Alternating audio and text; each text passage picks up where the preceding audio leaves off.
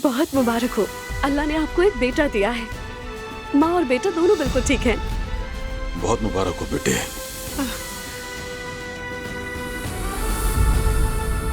देखो, आपके बाबा आ गए।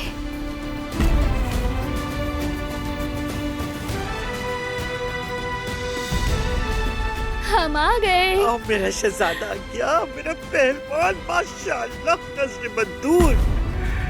वैसे अब तुम्हारी बारी है, क्योंकि मीरान साहब को एक कजन चाहिए।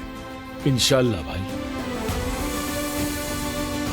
ज्वेलरी शॉप जाना बिल्कुल मत भूलना। बच्चे को पहली बार देखने के लिए जा रहे हैं तो खाली हाथ बिल्कुल भी नहीं जा सकते, शर्मिंदगी होगी हमें। ठीक है मेरी जान, मुझे देर हो रही है।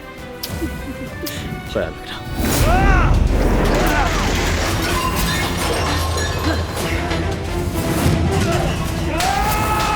ये अब क्या कर रहे हैं बॉस? छोड़ो,